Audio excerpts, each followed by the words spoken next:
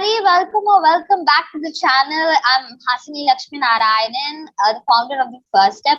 Now, if you're new to the channel, just to give a short intro about it, this is The First Step, where I interview young achievers. I'm Hasini, a 13-year-old student studying in Chettinad Vidyashram, Chennai, India. I am the founder of The First Step, twice that speaker, and also ambassador for the Child Integrated Services for Tamil Nadu on child nutrition. So please do support our content on that. We're trying to spread awareness on behalf of the government. So that's about it. And I'm also a freelance writer for the Hindi School edition. The First Step is being supported by CIT, Chennai Institute of Technologies, which happens to be the number 2 engineering college in Tamil Nadu, India. And now, without further delay, let's move on to the interview and welcome our guest for the day. So today we have Nilabh Agrawal with us, all the way from Sri Lanka. Now he lives in Mumbai. And to give a formal introduction about him, he runs an organization called the Instilt Educate. It is a non-profit organization which works to fight education inequality across South Asia. Now he's doing an incredible job in achieving this. You'll hear about it in the later part of the interview. Especially what really attracts me in him is that he has this ability to explain stuff beautifully.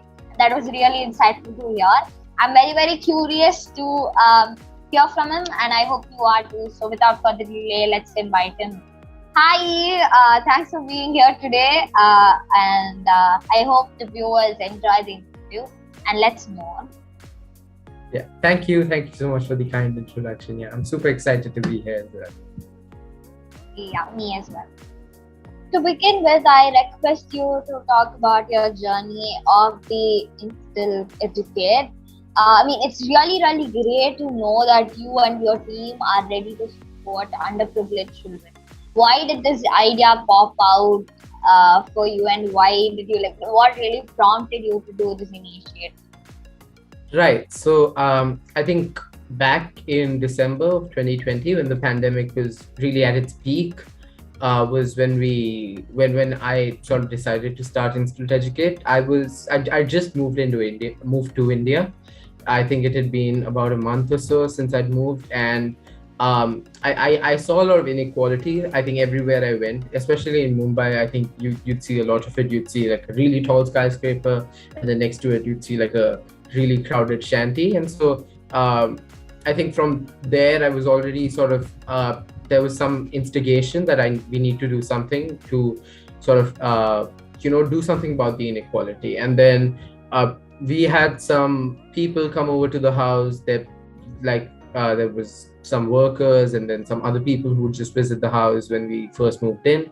And so I realized through sort of talking and interacting with a lot of them and a lot of their children that a lot of the kids weren't actually able to attend school, and the pandemic had pushed them into online classes. Some of them weren't able to attend online classes, but others were just forced into, basically everyone was forced into doing online school, right? Like all of us and all of them, regardless of your background, location, none of it mattered. And so from there, that forced digitalization, or that catalyzation of online education, that's when I decided that, there's like an opportunity here, right? That these kids have basically been connected to the internet much sooner than they would have if the pandemic hadn't hit. So now they're all, they know how to use Zoom, they know how to access all these classes. And so it opens them up to a literal web or like world of opportunities.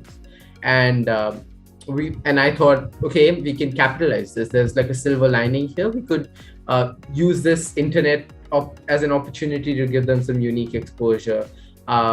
Because honestly, in India, these kids are just as smart as like you and me, if not smarter. And the only issue is that their speech is often what invalidates their intellect. Even though they are able to think of equally intelligent ideas, they may not be able to communicate them.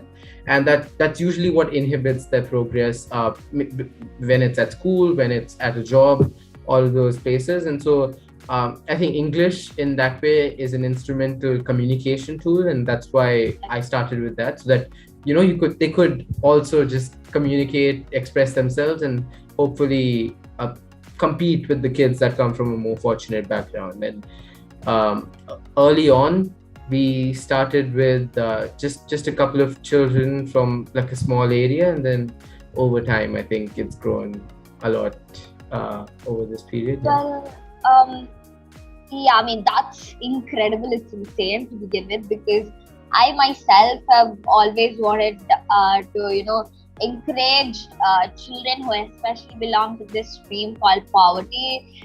They don't have much access to communication in general. So even when they have some kind of idea, they generally don't know like how to like speak it out, or how to explain, how to present it to people. That's being like one kind of lag statement in here, and I'm very, very glad that there is a person who's ready to support. And another thing is, as you mentioned, online mode of schooling. Of course, people are being forced to getting adopted to it, because you never know how tomorrow's world is going to be. It might change the whole other way around too. But according to me, I feel like it definitely had a lot of pros rather than cons. We do miss offline school in general, of course. Who does not like to go out, have a long drive to school, spend time in that very homely environment where you pretty much learn a lot, and go to the canteen, have food, enjoy with your friends, of course. Social communication is very important, and that only happens in schools, of course. But I feel like online has opened the door for me, especially to start my venture, and I hope for you as well, because as you started out on the course of pandemic. And another thing, as you mentioned, it has now given access to so many people for them to learn about what even about little like technical stuff, like how to handle a G Suite or a Zoom. So I don't think many people actually knew about Zoom before the pandemic was in, but now the amount of reach it has got is just insane. So, yeah, that's true. Reach. So one request to all of the people who's watching the videos: if you do have some kind of gadget or device you don't actually use, give it out to somebody who's in utter need of it. Just don't give it out simply you have an old phone which is not at all working, which is a dummy phone. Just don't do that. Probably it should be useful for the person who's using it just a little bit at least. So yeah, check on that. And if you did do that, please do mention it down in the comment box so that we can get to know about it. Thanks for that. Now moving on, let's talk about the other projects which you're currently involved into. Now to talk about the Finance for Future. Being a director, what really made you get into the organization? What do you do there? What is the role you play as a director? Right. So I think Finance for Future is another great initiative. I think I started it with a couple of friends, and I think we actually, in fact, met at debating. So that was another cool story. But I think it started out of the need for financial education. At school, I mean, all of us learn like mathematical theory, and we learn like all of these like lessons in history, civics, all of these different lessons. But the question is, how much of that do you actually apply, right? How many students actually know how to manage their finances when they're out of school? How many of them know about interest rates, about loans, about savings accounts, current account, all of these things? And we realized that there was an actual disparity, even more if you come from a less privileged background, because we've noticed that if you come from a more sort of fortunate background, if you're going to a more urban school in a better setting, then your parents or your teachers usually just find ways to give you that information. But especially if you come from a less fortunate background, that information isn't passed on to you. And our mission around that was to give these kids that sort of practical, applicable sort of knowledge that they can apply, that would actually help them manage their own finances, and that they wouldn't struggle with it afterwards. and that's more so how it started. I think recently we've seen like CBSE adopt like some resources for financial literacy, and we see a lot of this popping up. I think if you scroll through Instagram or something for a little while, you'll see a bunch of these people just like telling you how to manage your account. I think that needs to be institutionalized and brought into the education system, and that's how Finance for Future came about. It's all about spreading financial literacy so students are more prepared. Yeah, of course. In today's world, it's of course very much necessary, and having knowledge about how you actually should manage your finance. You might actually learn about it in your 11th and 12th, in according to the groups you choose, but I don't think it's made compulsory for all of the students. So that's one thing which I do feel like all curriculums should bring in. So yeah, thanks for sharing about that. Now, moving on. So, firstly, I want to ask about your experience moving there from Sri Lanka all the way to India. How do you feel? Do you like this place, especially Mumbai? Because yeah, I have been to Mumbai though, but it's a beautiful city, right? So, what's your experience as far as for now? Are you having fun, or how does it Right. feel? Does it? Yeah, I mean, Mumbai is great. So I'm like Indian, so obviously like the food was one big factor that you miss in Sri Lanka. You don't get a lot of good Indian food, so you have to. I mean, like like the snacks we eat, your Lays and all your kurkure and all that. You can't get any of that there, so it's really hard. That's something that I was missing for a while, and then when I came, it's like a huge relief. But I think on a different sort of aspect. Of Mumbai versus Sri Lanka, I think both Mumbai or India is extremely diverse in its different cultures. I mean, if I walked around, there's people who are speaking like, there's 16 different languages, different apartment, someone speaking some other tongue. And I think there's definitely a huge sort of variety of people that you would meet here that I didn't see as much in Colombo or in Sri Lanka. I think it was a little less restricted. Uh, at the same time, I think Sri Lanka attracts a lot more foreigners, and there's a lot more people. So when I was there, I made friends who were from Korea, who were from Dubai, Australia. So it's a lot more, I think, global as a society. I'm sure that's the case in India as well. I've just personally not come across a lot of people from elsewhere. Um, as for the students, because I know you were asking about the mindset of the students as well, I Yeah. think, yeah. So one thing that I've personally noticed is in India, there's students are a bit more confined. So I think 90% of my classmates want to do engineering, they want to do JE and get into that stream. And it's everyone's sort of homogeneous in that way, that they all want to pursue this one same goal. And I think that has a lot to do with Indian society and current sort of values that education promotes. I think in Sri Lanka, there was a lot more flexibility. There were people who wanted to become politicians. There were people who wanted to become artists and dancers. And I think that was because of the curriculum they were learning, right? It promoted people to pursue what might not be considered as prestigious in India. So there was a lot more variety, a lot more flexibility, I think. And you could think outside the box a little bit. And I think India might benefit from a little bit of that as well. Yeah. Yeah, I totally agree with you. I think India is one of the countries where there are so many religions, there are so many people who speak different languages. Like it's total opposites to the poles. Tamil Nadu from the south to Jammu and Kashmir to Assam to Gujarat. So it's 4 different poles, all the way around with different cultures. And the best part in India is the food you have, especially in Mumbai as you live. There is no you love the chat if you go into these street markets. I guess it's called Dabar or something. I totally forgot about it though. And also I agree with what you said definitely. In India, one thing which I've noticed is that people have so many ideas, like they're very creative, but I don't think most of them just bring it down and focus on what their initial goal was. Instead, due to family situations or anything, like, they feel that it's not going to be possible, they just adopt themselves into a different situation and just carry forwards, becoming an engineer, a software, and IT as well. There aren't ways to other fields or platforms as well. So yeah, I'd also be more than glad if India can, that's people in India who here can pick various options and explore about.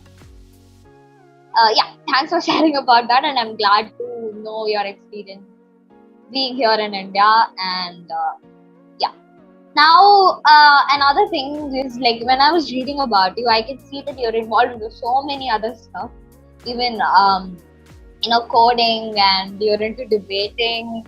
You're into simply to say, you own so many hats.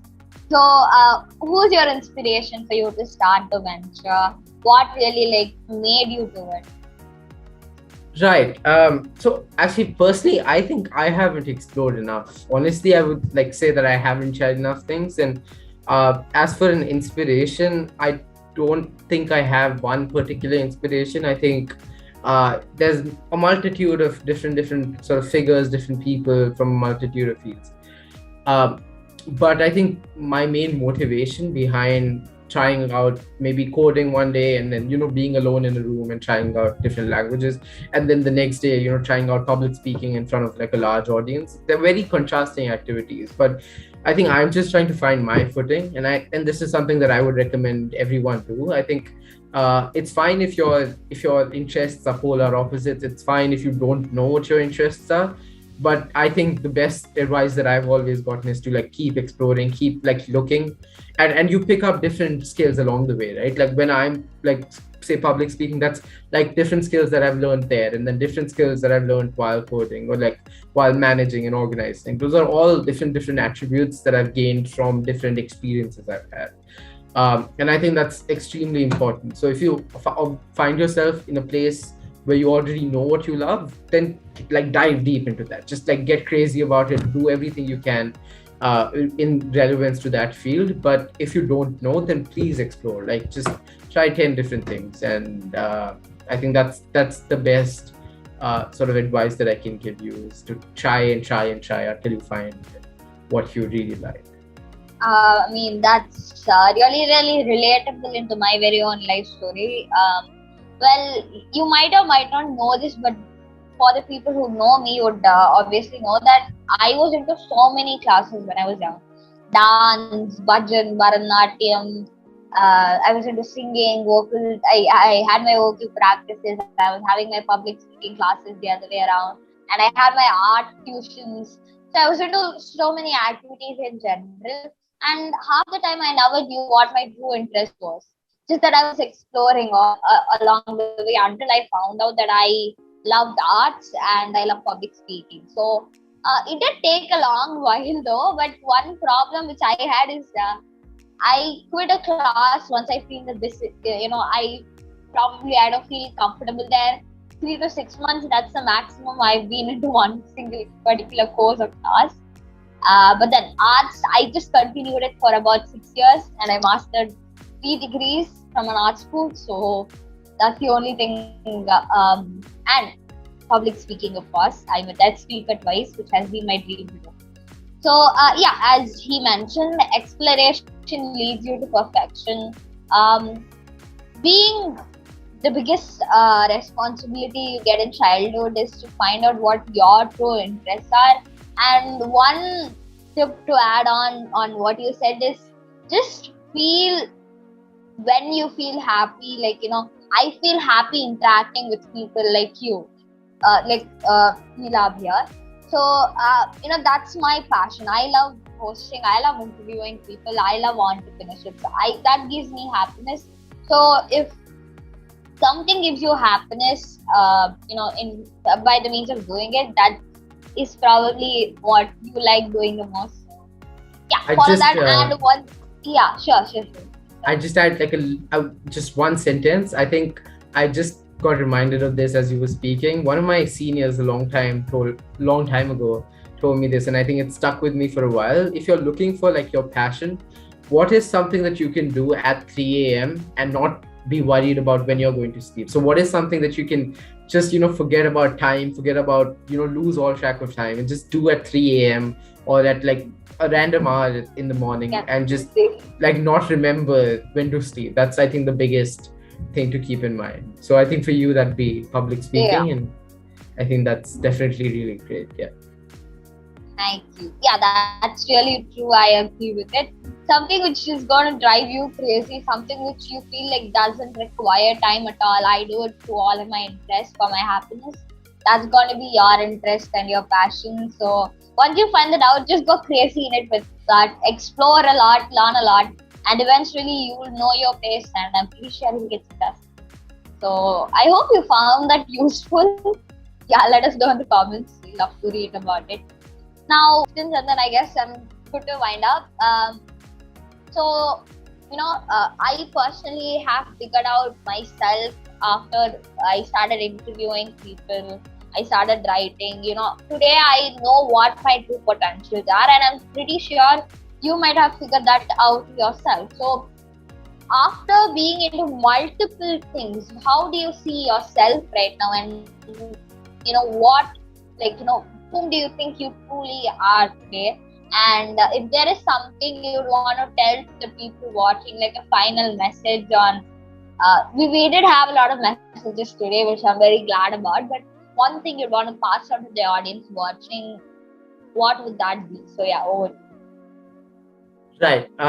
Okay. So I personally don't think I truly know who I am yet. I don't think I have that figured out yet. I think I'm still very much sort of finding my own way and figuring out what I like. I like a lot of things. You probably noticed I really like economics and international relations, and all of that stuff is exciting. But at the same time, I really like creating things and computer science, and all of that is also really exciting. Those are very sort of separate paths.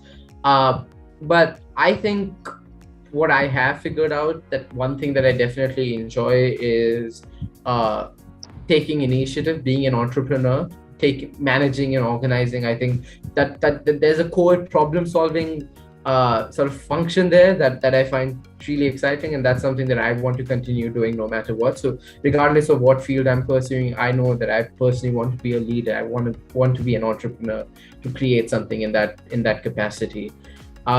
And that's as much, I think, as I've figured out. But I think it's fine, even if some of your viewers haven't figured out what they want yet. I think it's completely fine. You have the rest of your life to do that. Just sort of keep trying things. Don't stop because you don't know. I think that's one thing. Okay, and one you said one message that I would want to leave with. Okay, so I think I'm going to I'm going to try to join two different messages, because I think they're both equally important, and they've both played like an essential role in my life. One was, I think when I was moving, it was especially difficult for me because I was used to a different ecosystem, a different environment, and then coming into a completely new place, leaving all of my clubs, all of my extracurriculars, all activities, everything. And I thought there were a lot of challenges in my path, right? There was a lot of things for me to overcome. And I wasn't sure if I would be able to, realize my ambitions. I thought I had no choice. And then I remember a friend told me that, you always have a choice. You just have to create your choices. And I think that's something that I definitely, from that day on, it's just stuck in my head. Like, okay, if you think you're in a box, that's not the case. You always have a choice. There's always something that you can do. There's always a third option that says none of the above. And I think that's like a truly important message that I think everyone at this age should know, that just because you think you're confined, you think there's nowhere to go, there's always a choice. And I think the second part to that is very simple. It's open the door, which is just whatever opportunity strikes, whatever it is, just open the door. Just try it. Just say yes. Just try it. Just see what it would be like, because until and unless you try, you wouldn't know if you like it, if you hate it, whatever. So I think get rid of your preconceived notions and just give things a try. And so if you create choices for yourself and you try new things, I think that then you really will be on your way to, you know, either learning a bunch of new skills or just figuring out like who you are. And I think that's my big message. I think I'm going to say open the doors. That's the biggest message that someone can, I think, give you, is to just try. And even if you think that the room is closed, just open the door. That's all you have to do. I mean, I'm just bloomed by the presentation. I mean, the kind of see, it was simple and you explained it beautifully, and Thank that you so really much. attracts me. I'm more of a listener rather than a speaker, because for a speaker, listening capability is very, very important. And I really attract that from you as in such. One of my best interviews I've done. Thanks for being here on the No show. worries. I hope people watching this enjoyed, because I truly did, and I get to learn a lot. Uh, you know, it's like pretty much what I've dreamt about doing, and I'm very, very happy that you're here today. Thanks for accepting the invitation once again. And for the people watching, please don't forget to like, share, and subscribe if you like the video, and turn on the post notifications for further updates from the first step. Follow both of us in our LinkedIn, socials, Instagrams. Follow me in my blog page. I'll leave the links down below. And yeah, that's pretty much it. Signing off, it's Nilabh and Hasini here today. I'll see you next week. Bye bye. Have a great week. Yeah, please like, share, and subscribe to The First Step. I think it's a great initiative and you should definitely check it out. Yeah.